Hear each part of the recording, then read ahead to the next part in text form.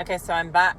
I just had to go to Home Depot and order some stuff for my renovation. But one of the things that's been really difficult is dealing with such severe PTSD from a domestic violence victim, because my current divorce from a man that I met in November of 2017 on Match.com.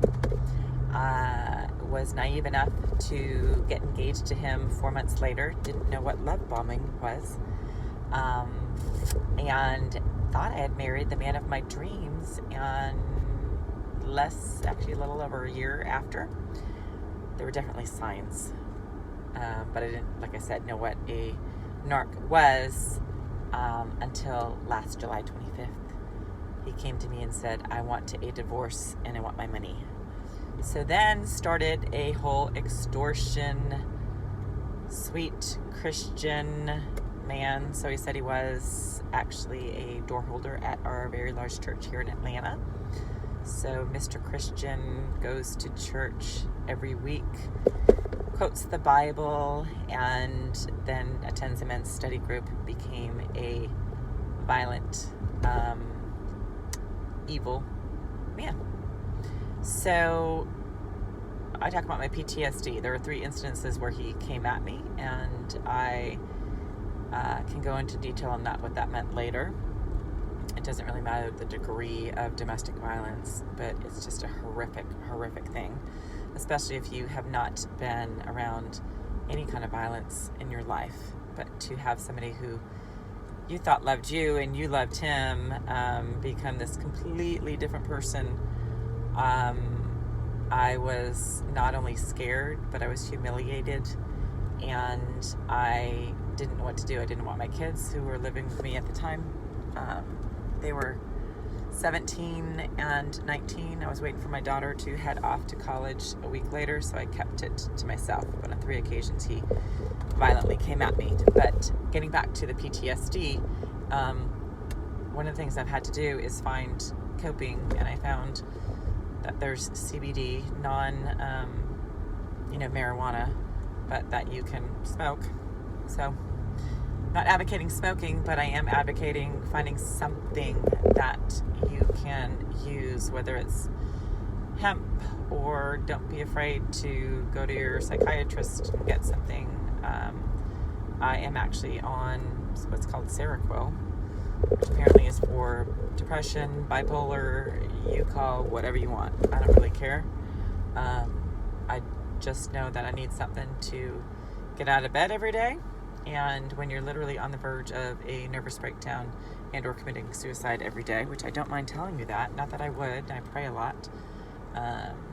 But when we all have that, you can't make this shit up, attacks, the narc attacks coming at us, you need to find something to be able to get out of bed. So this helps me a little bit. And it's not marijuana, so it's legal. But anyways, I wanted to tell you that one of my coping things, and I'm sure there's going to be lots of criticisms, but again, remember, this is my story, not anyone else's, and it's a true story, and it's in all of its vulnerability. It needs to get out for me, and keeping it bottled up inside and rehearsing the last, it's been July 25th, so we are almost 14 months into that. So it would be 14 times 30, I'm horrible, like 400 and something days at this point. And if you don't think I haven't thought about what has happened and is happening to me with all of my legal stuff I'm going through, I'm well over $50,000, actually I'm about $150,000 in legal fees in the last year, with all of my situations from the narcissist going on right now. Thank God I have been blessed, but I have been wiped out, and I do know that God has a purpose, but you need to have something that will get you through the day so that you don't let them project onto you. Remember, a narc projects them onto you. So some piece that I found is that all of the crap that they try to say about me, I have been called mentally unstable and dangerous, and it's really actually kind of hilarious because anyone who knows me, I'm the most mellow, easygoing person in the world until you piss me off. But I'm Italian, I'm a Taurus, but I sure as hell ain't mentally unstable. I run a multi-million-dollar business. I'm the top in my field. But that person who called me that is. So everything they say bad about you, don't get upset about it. That's what I was doing. And so I was fueling and feeding her supply by going, I'm not mentally unstable. But if you think about it, all of the stuff that they're saying about you is the bad stuff that they are.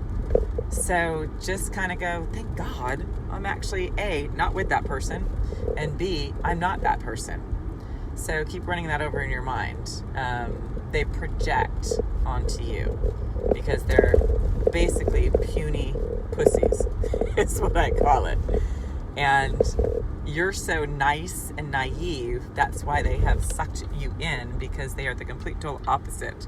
They aren't nice and they're not naive. So I'm still nice, but I sure as hell ain't naive. And I'm going to teach you how to not be as well. In fact, I'm sitting in front of the place where my horrific incident, criminal, happened. And I'm able to go by it. Not without PTSD, but with PTSD. Still working through it. It's a daily process. Anyways, bye-bye. Talk to you later.